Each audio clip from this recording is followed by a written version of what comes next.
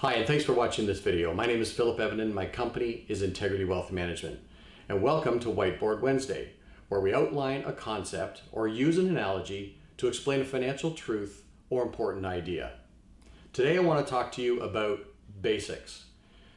One of the things that I use when I'm explaining the basics of financial planning to maybe a new business owner, although it applies to everyone, I use what I call the three-legged stool.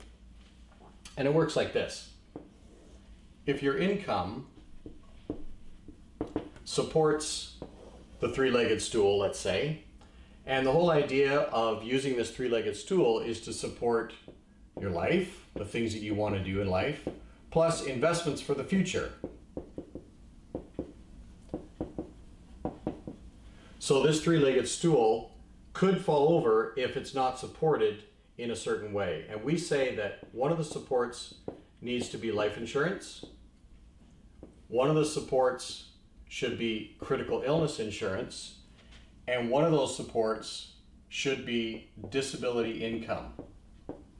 Disability income replacement really is what we call it. And the reason we call it that is because it's designed to replace your income in the event you can't work because of an accident or an illness. Now, all of these three solutions or products from insurance companies work differently. Life insurance, most people are familiar with.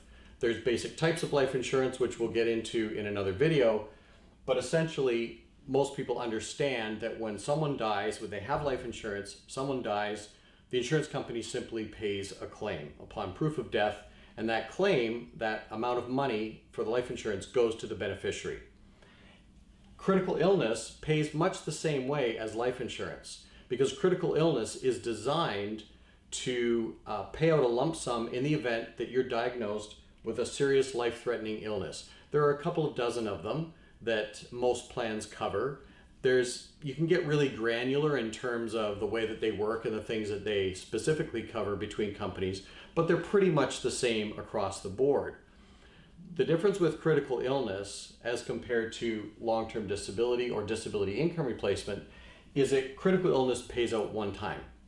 So usually what happens is a person is diagnosed, let's say, with cancer. Cancer is about 67 to 70% of claims with most companies, followed by heart attack and stroke. So those three, cancer, heart attack, stroke, even though a couple of dozen serious illnesses are covered with critical illness, those three together comprise about 85% of the claims that insurance companies pay out. So let's say you're diagnosed with cancer. If it's a life-threatening cancer, you simply have to have the diagnosis and that is proven by a doctor, and the insurance company will pay the amount that you purchased in your policy. Average, I think, in Canada is about $100,000 that people purchase. But most insurance companies will issue up to $2 million, and special quotes they'll do beyond that as well. And depending on your circumstances, if you're a very successful business owner where the business really relies upon you to produce profits, it might be worthwhile looking at that, because if you were taken out due to a critical illness, heart attack, cancer, stroke, let's say, then the business is going to suffer probably for a period of time, maybe permanently if you can't come back to work. So critical illness is really important. And I want to explain the difference between critical illness and disability income replacement. Most people are familiar with disability income replacement under the heading of LTD.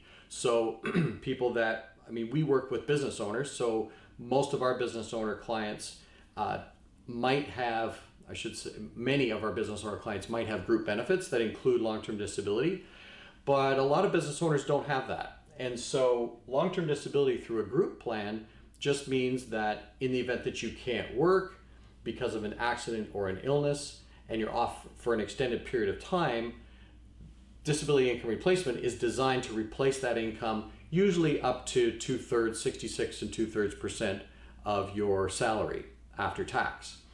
Most of the time, if you have a group plan, you're going to pay the premium for that, and the reason is so that when you receive the benefit, it comes in tax-free. Interestingly, most people intuitively think that disability income replacement and critical illness kind of cover the same thing. They're covering your health, right? But in actual fact, the claims experience on these two solutions is very, very different. The claims experience, the highest number of claims, as I mentioned here, is heart attack, cancer, and stroke. Whereas for disability income replacement, the top ones are musculoskeletal, so let's say back problems, that kind of a thing, or anxiety-related disorders. So neither of those would necessarily pay out under critical illness, and cancer, heart attack, and stroke sometimes won't pay out for a long-term disability, because even if you have a heart attack, a lot of times they'll do some surgery, maybe they'll put a stent in to clear the blood vessels out, and a doctor will actually sign a note to say that you're able to go back to work in a matter of weeks.